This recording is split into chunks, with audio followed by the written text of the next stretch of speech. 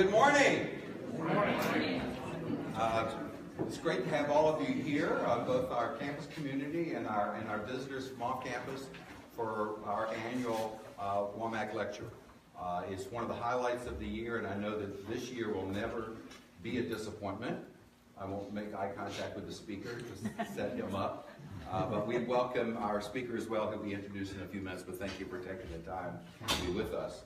I would be remiss as a part of my welcome if I didn't acknowledge the Womacks and their contributions. This is the 23rd, I believe, the 23rd lecture in honor of Samuel and Norma Womack, and their contributions as longtime employees of the university, as the first instructor of religion and librarian, respectively.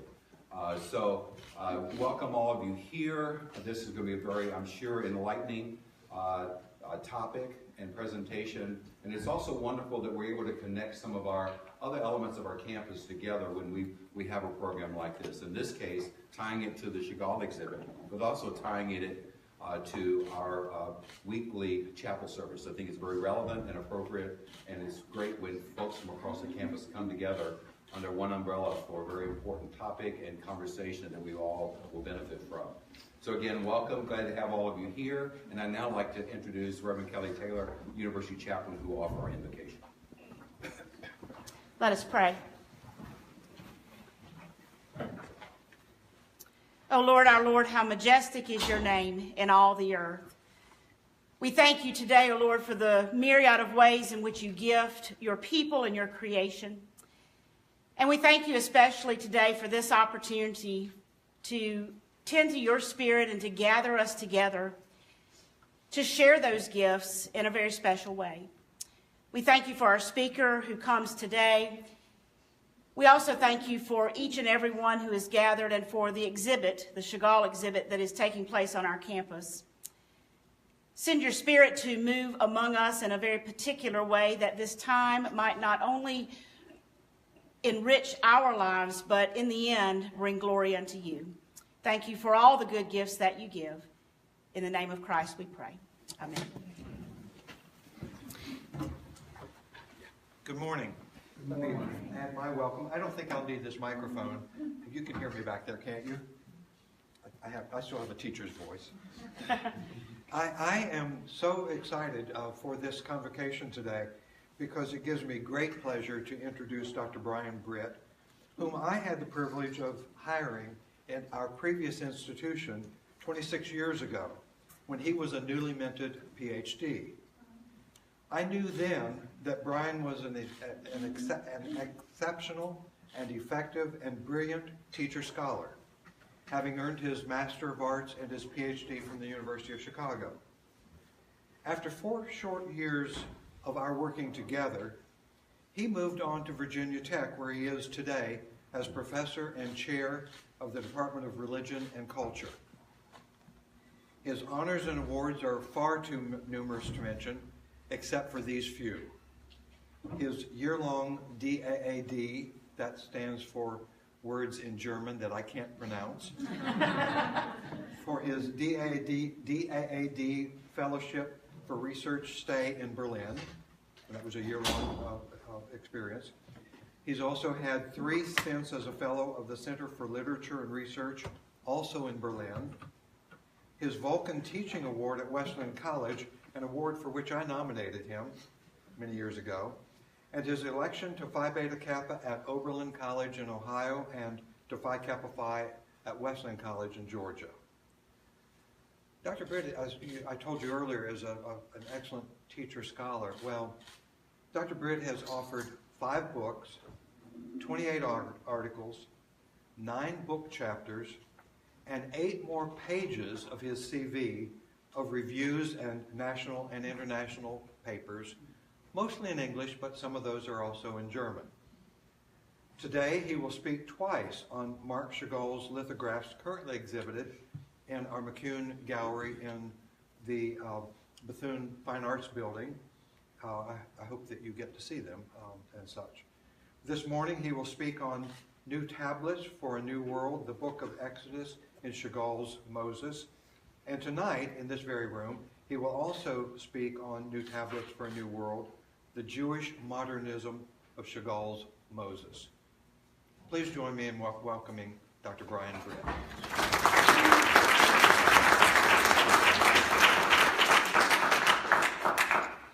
Good morning. Good morning. It's a real honor to be here. Thank you, President Hancock and Reverend Taylor, and thanks to Dr. Crisp especially. It was a delightful surprise to learn that we would see each other here. I want to start by asking if you can hear me without this. Is that okay? Is this all right? I might talk a little slower without the microphone, but that's probably good too. I also want to thank Professor Richard Walsh, who invited me to come, and he and I have worked together on a couple of projects, and it's been really wonderful to learn about his work and to collaborate with him before and also on this today. So it's an honor to offer today's Womack Lectures, and I am humbled to be joining the company of some very distinguished scholars whose work I've read and learned from over the years. What I hope to do this morning is say something about how the brilliant images on display in your art gallery contribute to a number of conversations about Moses, the Bible, and Jewish tradition in modern Europe. My way into this topic is unusual. My specialty is not art history. I study the Hebrew Bible or Old Testament and how it influences the modern world. I am especially curious about modern culture and art, which so often reject traditions like Bible and religion. Chagall was very modern, yet interested in the Bible, something that makes him very unusual among artists of his time. Is he biblical and modern at the same time? And if so, how? So a word of disclosure, I'm going to ask more questions here than I can answer, and I hope you'll have a chance to ask your own questions later on. That's typical of the kind of work I do, and it's actually pretty common in my field of religious studies. I hope my questions will stimulate you to look and think in some new ways without feeling too disappointed in my lack of answers. So here is the plan for the two lecture presentations.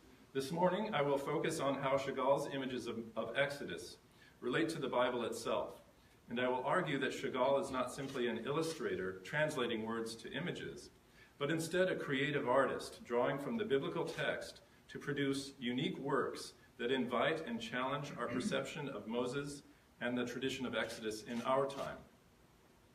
Here I follow the suggestion of Bible and art scholar Mika Ball, who argues that artistic images in general are not a retelling of the text, but a use of it, not an illustration, but ultimately a new text. This could not be more true than it is for Chagall. As the curator of the Chagall Museum of the Bible Message writes, quote, "The paintings are not, however, mere illustrations of the book, selected episodes that guide us from a beginning to an end. Chagall is not Gustave Doré. He does not use the Bible as a pretext to make illustrations," end quote.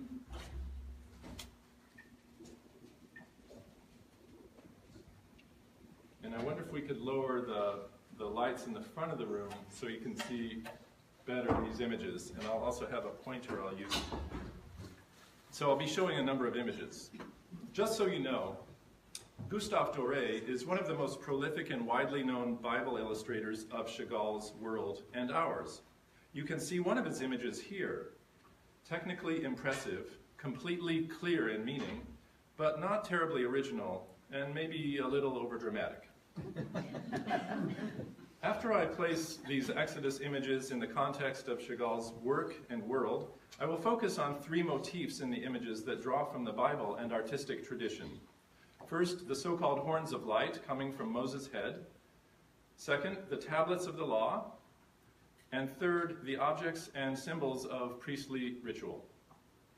I will then try to discuss how these motifs contribute to the overall place of Chagall's Exodus lithographs in the context of his other biblical art. And along the way, I will refer to some larger scholarly discussions about modern art and religion.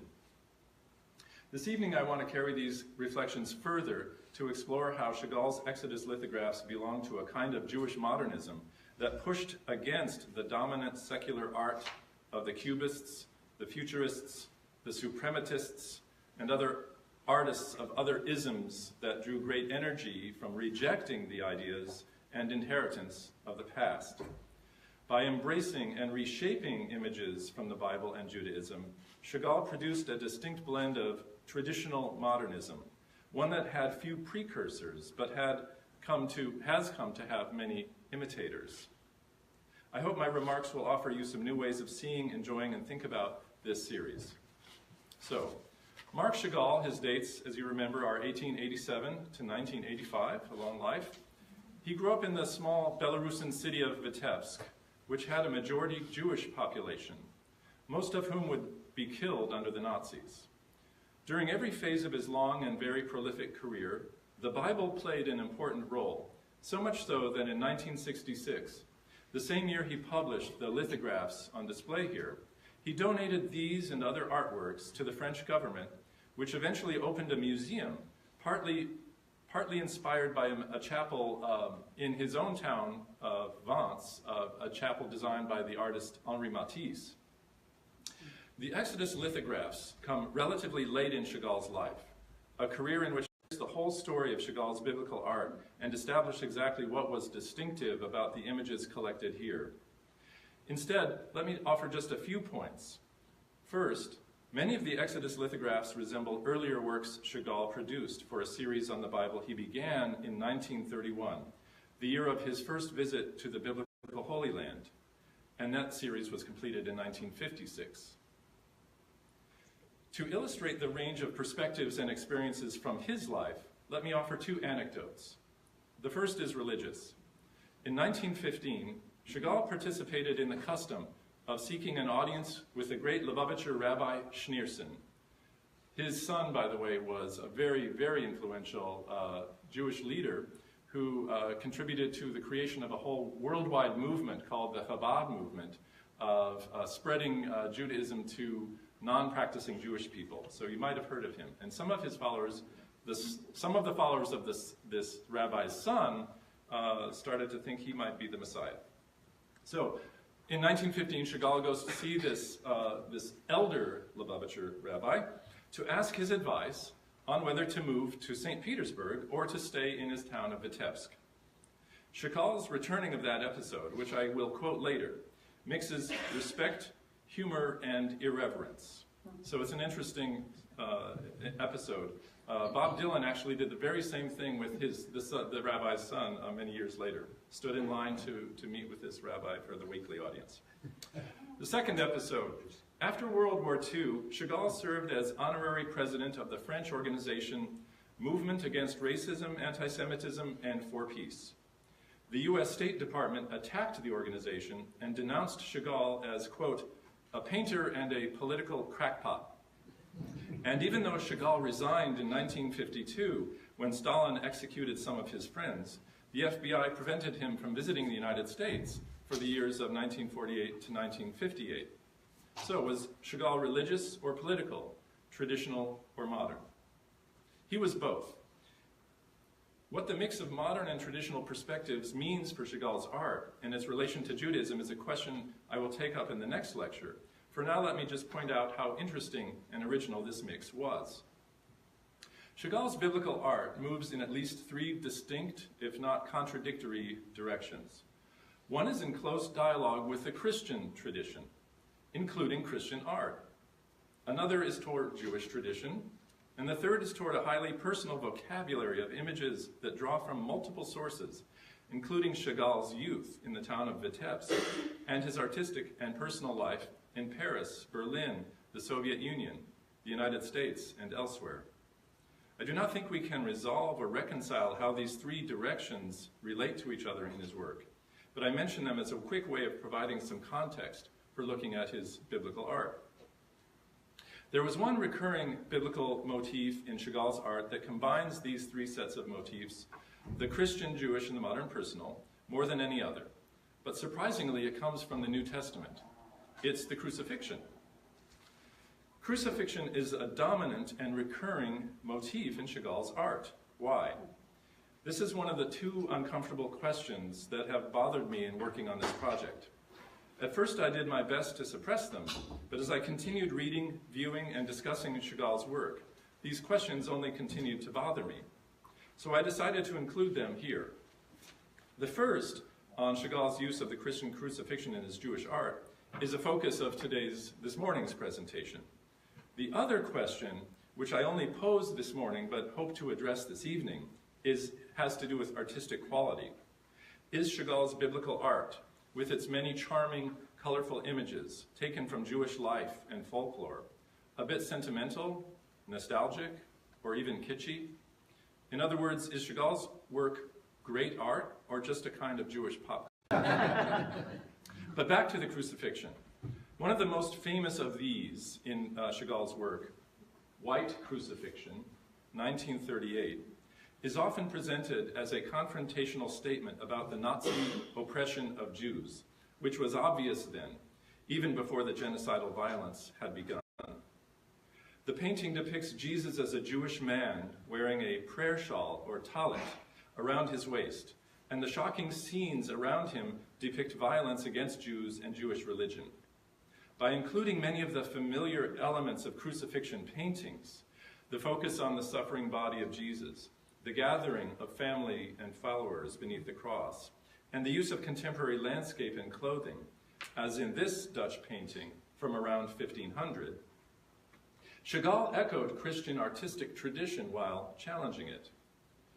But the crucifixion appears also in his work much earlier than the Nazi period, for the first time in 1912, Calvary, an image associated with the anti-Jewish attacks or pogroms that took place in that time.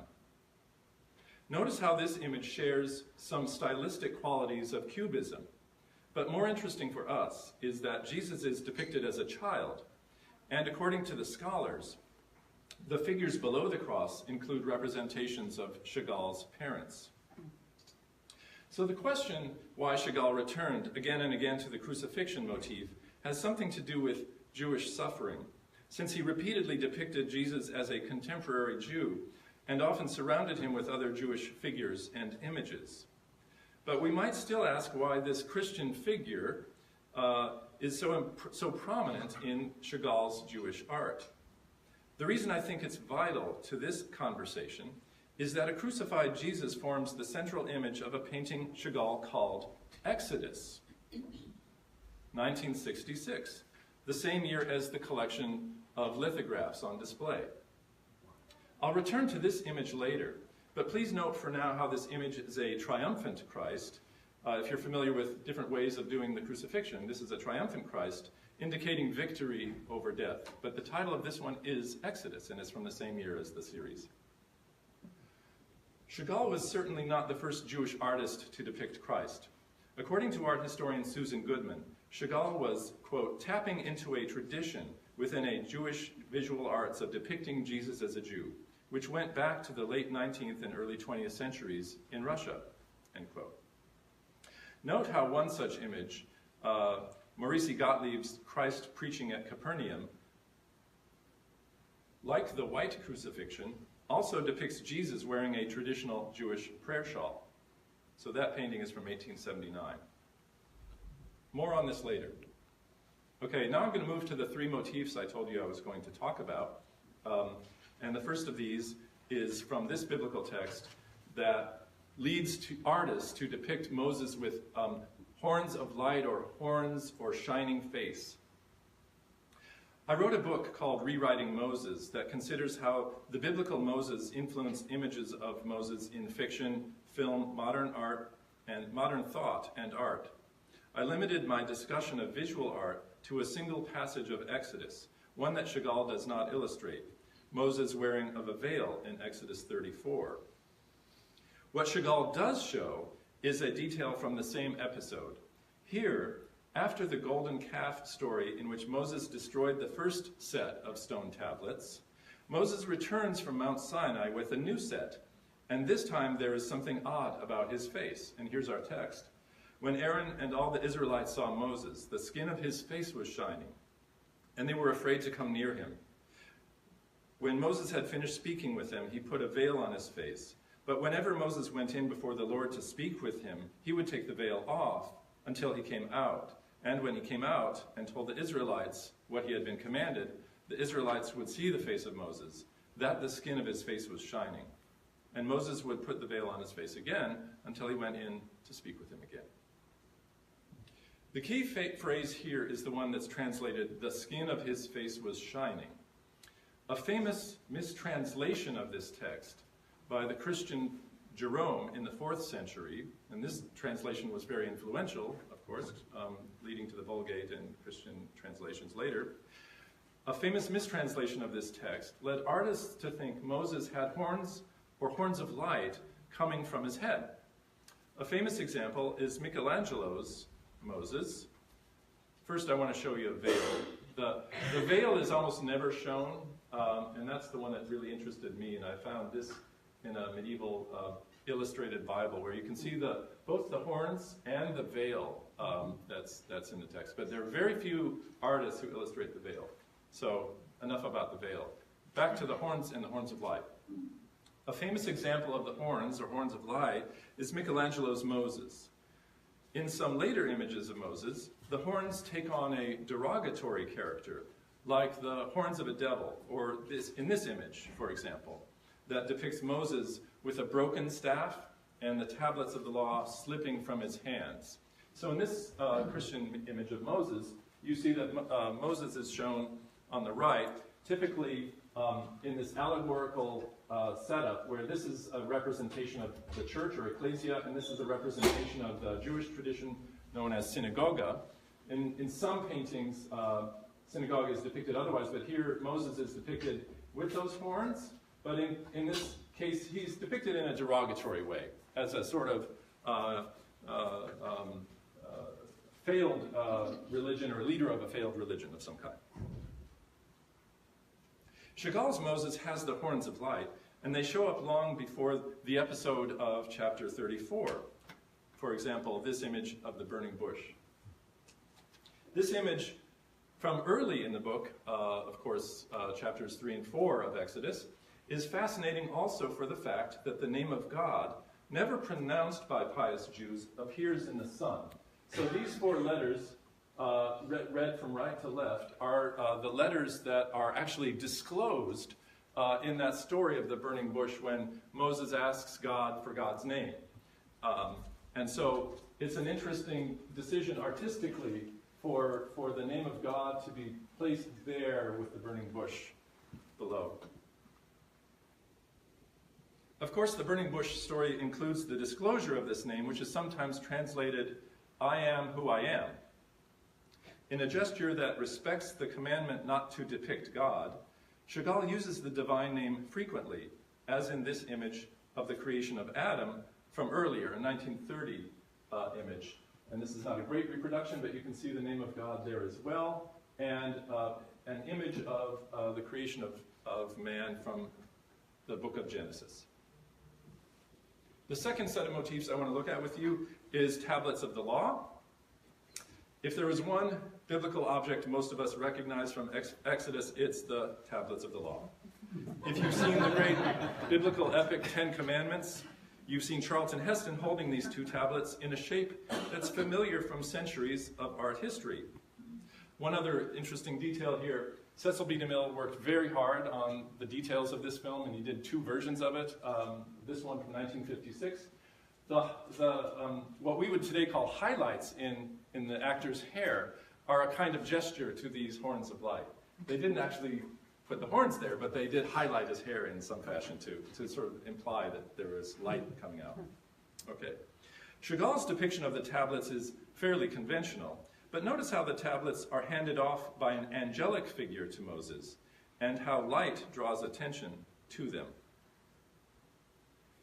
For Jewish tradition, no gift of God is more precious than the Torah, the book of the law. A Torah scroll appears in the middle right of the scene of the crossing of the Red Sea. So here we have another version of the text. This is a Torah scroll, or some kind of scroll, held by an angel. And it's clearly, for a Jewish audience, a reference to an object that appears in every synagogue, the Sefer Torah, the book of the Torah. And so the 10 Commandments tablets are in a way echoed and connected in that sense. In fact, Chagall makes it clear that the Torah scroll one sees in synagogues is directly related to the tablets of the law. Just as he's throwing the tablets down, we see an angelic figure holding a Torah scroll on the image in the left, in the image on the left. So this is that scene where he comes down and he sees the golden calf worship happening, and in anger throws down the tablets. But here you have the scroll of the Torah in the upper part of the image. But in all cases of this, and then another thing that's interesting about the tablets and on the image of the right is that sometimes we see them up close. So in this image, it's interesting, he even does, as some synagogues do as well, that in the representations of the tablets show some of the Hebrew letters of the Ten Commandments shown up close. But in all cases, the tablets, like Moses' face, shine with the same bright light as the heavenly light that has God's sacred name. So although Chagall in no way copied Rembrandt's famous Moses throwing down the tablets, it's fair to say the dramatic use of light, the face and gesture of Moses, and the dramatic motion of the image may have inspired Chagall's depictions. The third set of images I want to talk about is priestly and ritual objects. So this third set of biblical images contain a lot of priestly and ritual objects that are described in Exodus chapters 21 and following. These are the chapters that a lot of readers tend to skip. These are objects associated with priestly ritual. As you remember, Moses' brother Aaron is the high priest, and the commandments given to Moses at Sinai include many details about the objects and actions connected to the worship of God. The God of Israel, especially in these chapters of Exodus, must be approached with extreme respect and according to very clear rules. The process involves constructing a portable shrine, the tabernacle, where priests will preside over sacrifices, and also fabricating the sacred objects priests will wear and use to perform these sacrifices. For Aaron the high priest, this includes a breastplate with 12 stones, and these 12 stones correspond to the 12 tribes. And they also contain tools for divination to determine the will of God, known as the Urim and the Thummim. You also see him wearing a turban and a blue robe, which are also described in careful detail in the same chapter of Exodus, chapter 28. The Urim and the Thummim, contained in the breastplate, could be used to determine God's will, as the 17th century Dutch illustration tries to show in a kind of miraculous way, that a Hebrew word that's not really a word, sometimes that happens, is emanating from the breastplate as a kind of divination, as a kind of pronouncement of divine will. The tabernacle was basically, this object, the shrine that they're building, was basically an early portable version of the temple associated with King Solomon in the 11th or 10th centuries. Chagall does not show the tabernacle, but he does show the lampstand or candelabra that is described in Exodus 25, which closely resembles the image of the candelabra in the ancient Roman carving that depicts the valuable objects taken from the Jewish temple when it was destroyed in the 1st century. So I was struck by this. The image is not as clear as it could be, but Chagall has clearly seen this representations of the ancient candelabra from the temple that was taken by the Romans when the Second Temple was destroyed in the year 69 or so. Chagall also depicts the artisan Bezalel, whose talents are directly given by God. And I quote the Bible here, "I have filled him, Bezalel, with the Spirit of God in wisdom, in understanding, in knowledge, and in all kinds of craftsmanship, to make artistic designs for work in gold, in silver, and in bronze, and in the cutting of stones for settings, and in the carving of wood, that he may work in all kinds of craftsmanship." Here's Bezalel.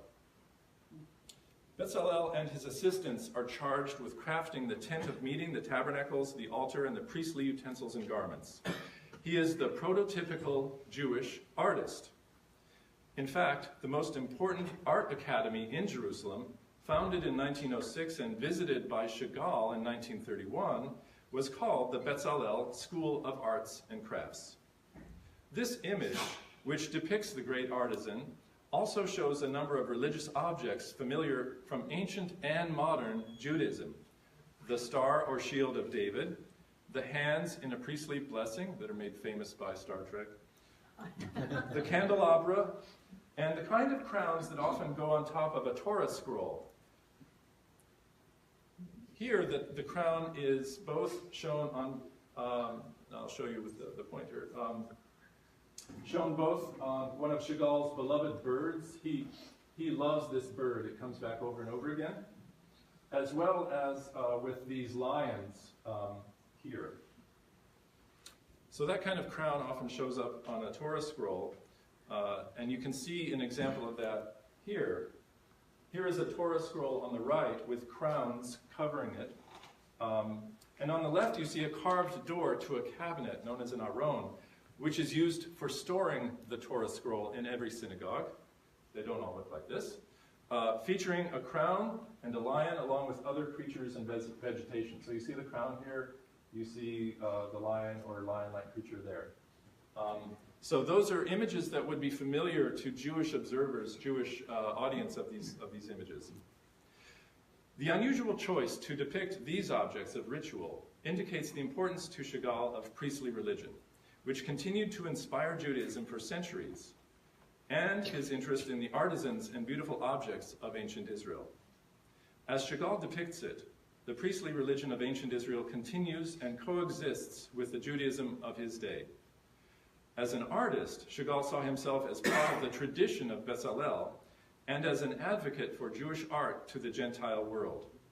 When he makes connections between ancient objects and the kinds of things you would find in a modern synagogue, Chagall brings figures of the past into the present as easily as they float through the air. But if Jewish art and religion are so important to Chagall, why did he feature the crucifixion, even in a painting called Exodus?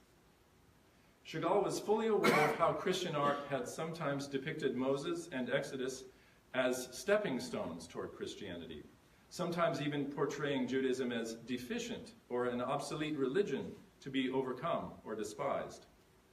The joyful, positive light in which Chagall portrayed motifs like the horns of light, the tablets, and the priestly objects clearly challenged this tradition of supersession or anti-Semitism.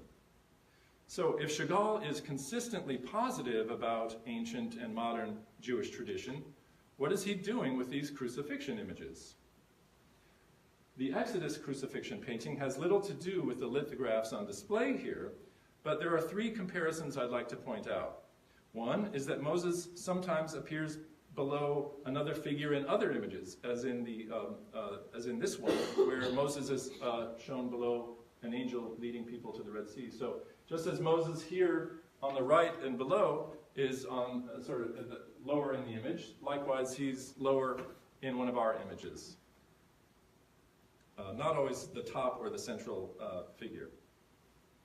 Both Exodus and several of our lithographs also feature crowds. Third, and less obvious, is the central place of sacrifice in both the crucifixion image and in the importance of Aaron, who performs the sacrifices, as well as the image of the sacrificial animal in the very first image of the series. So I think it's interesting that the very first image of our series includes this sacrificial animal, probably the lamb, calling our attention to the role of sacrifice in the Exodus story. Sacrifice shows up in other works by Chagall, and it has been pointed out that a famous painting by Rembrandt, sorry for this for those who are squeamish, depicting an animal carcass, inspired two sacrifice images painted by Chagall. The first of these images that Chagall painted maybe after seeing this is a depiction of a Jewish butcher cutting the meat of an animal according to kosher rules. So it's a little hard to see this image, but you can see the work of the butcher is a typical part of Jewish life in modern cities and towns in the Pale of Settlement in Eastern Europe and Russia. And he's depicting a scene that's familiar after having probably seen this image by one of his famous artists, most favorite artists, Rembrandt. And the second image taken from Rembrandt, this one, is a very disturbing image of a slaughtered animal doing something very unkosher, drinking its own blood, symbolizing the anti-Jewish violence and chaos of modern history and the Holocaust. This painting is much later, it's from 1947, and it's not kosher because, of course, one of the main goals of kosher slaughter is to separate the blood of the creature from the flesh of the creature. And so the idea of it drinking its own blood, against the backdrop of all of these other scenes and haunting images of destruction and the loss of modern Jewish life, is shocking. But the sacrifice of an animal, which lies at the heart of the Exodus story of Passover, takes on a very different and powerful meaning for Chagall's audience when he links it to the Paschal Lamb of the New Testament. And in Chagall's distinctive way, all these opposites coexist in a fanciful and colorful, but very challenging artistic universe. Our challenge, in a nutshell, is reconciling this image from the lithograph collection, the very final scene, very positive scene, with this Exodus from the same period, which I've shown a couple of times already. So again, they're from the same time, they're both about the Exodus. There was one more dimension of Chagall's interest in sacrifice. He also depicts some artists as suffering victims. He completed a painting depicting Christ as a crucified artist holding a pallet and easel in 1942. And in a poem published several years later called For the Slaughtered Artists, 1950, he memorialized artists killed in the war and the Holocaust. Here's the quote. I see them trudging alone in rags, barefoot on mute roads, the brothers of Israel's Pissarro and Modigliani, our brothers, pulled with ropes by the sons of Dürer, Cranach, and Holbein, to death in the crematoria. It's easy to forget this Chagall. The Exodus lithographs of 1966 present us with a distant mythical Moses, the one the audience already knows by heart, and shares it with the color and spontaneity of style so often associated with Chagall. The fact that his painting titled Exodus, with Christ at its center and Moses on the bottom right, was completed in the same year, presents us with a challenging contrast between a Christian image that's disturbingly tied to modern warfare and evil, and a Jewish series so colorful and fanciful that one could comfortably share it with children. For Chagall, the Exodus and Moses belong to living traditions of art and religion, traditions of sacrifice and liberation filled with ritual and symbolism. The motifs and images Chagall chose to make central, including the horns of light, the tablets of the law, and the objects of priestly ritual, alert Chagall's audience to features of Exodus sometimes overlooked by Christian art. At the same time, Chagall's abiding fascination with the Christian crucifixion shows the importance of sacrifice, human sacrifice, that contradicts the fundamental promise of Passover to save the firstborn of the Israelites. It is impossible to identify all the sources and meanings of the crucifixion scenes Chagall produced over his long artistic career, and the motif is already complicated by its blend of sacrifice and redemption, Christianity and Judaism, humanity and divinity. His personal vision reflects the artistic and religious freedom of a virtuoso, someone who knows the sources of that tradition so well that the best thing to do is to improvise. What do these improvisations, these engagements with the tradition mean? That's the challenge of understanding Chagall's Exodus, and perhaps Chagall's challenge to his audience. Thanks.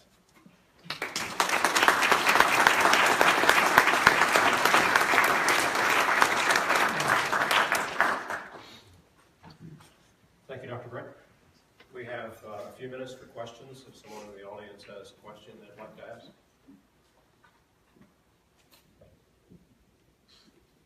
Yes, please. I am no art historian, but these two last contrasting images were make me wonder what his motivations were for them. Like, was he commissioned to do work together, or where were they supposed to be? I think it's better to keep the light down. I don't know. Were they for? So he did what he wanted to do, but he had this ongoing desire to make more and more biblical art, and this series of Exodus lithographs, together with a few other series, including a wonderful series of drawings done a few years earlier, and but at the time of this, a series or two of some other books, including the Song of Songs, his goal was to build and create this biblical art museum of his own work. And that museum was as I said, he donated these images in the same year as this book was produced. And the museum was opened and dedicated a few years later in 1973. The museum is still there. I have not been there. It's in Nice, in a part of France a lot of people like to visit.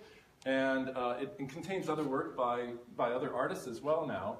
But I'll say a bit about that museum later this evening. But the museum was the main one of the main reasons for doing this series. The other painting, I don't know the full story of why he did that painting called Exodus with the Triumphant Christ. And again, he was a little evasive about his own work, although I've read a number of his essays and tried to figure out as much as I can from that. But yeah, that's a good question. Thanks. Yes, please. Could you explain further what you meant when you said the cross is a symbol of modern warfare? Oh, I didn't mean, I don't think I meant to say that. What I meant to say was this crucifixion image includes images and associations with modern warfare, particularly images associated with the modern destruction of Jewish life in Europe. Yeah, so not the crucifixion itself. Yeah.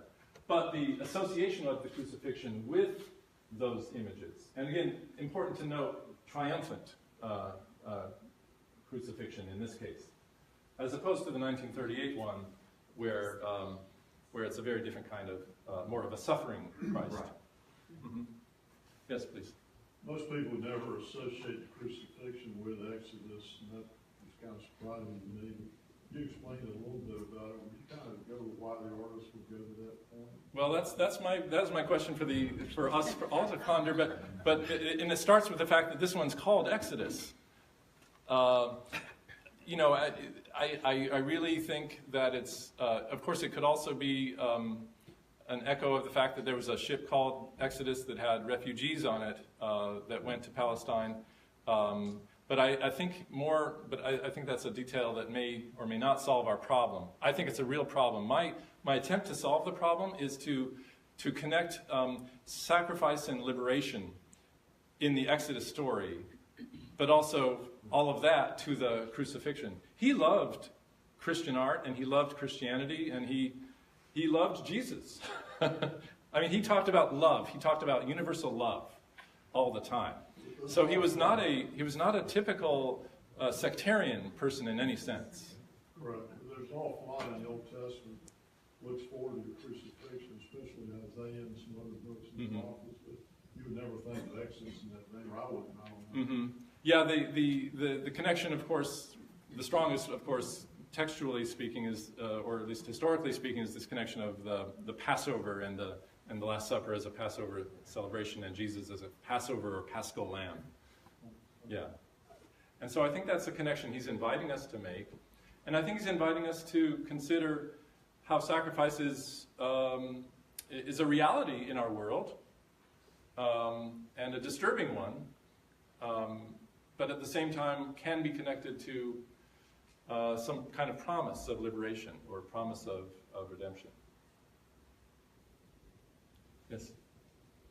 I think it's interesting that there's not, like, it's called Exodus, but like you don't see a lot of movement. It looks like it's kind of posed, and like the only movement here, let's see, is the chicken in the top right, giving the person a ride. So, you contrast it with the Red Sea illustration that you showed. That one actually, you can tell there's sort of movement there. So it's kind of, or the one. The Red Sea. Sorry. The Red Sea one.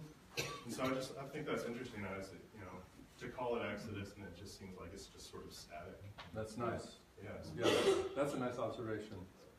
The movement you see there, some of it, there's a downward, female figure moving downward, is not movement we want. It's not happy movement. It looks bad. And you're right. I think there's a crowding. There's a lack of space. There's a lack of opportunity to escape the flames here. And again, it may not be possible. It would probably be wrong to describe this as about one event, really, because it looks like some of the scenes that you might have done long before World War II of the massacres or the pogroms against Jewish communities in the Pale of Settlement, that section of Eastern Europe and Russia. I was just thinking about when I see the crucifixion in these paintings that Jesus was a Jew, and that's pretty simplistic, but it's almost like he wants to bring him back into the Jewish tradition because Jesus was a Jew, and the Christians pretty much took him out. I think that's part of it, and it's probably also part of the intention of the 19th century artists like Gottlieb, who did the same kind of thing, depicting Jesus, but accentuating his Jewish identity. And just to point that out.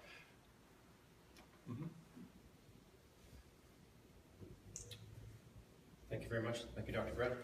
So we have...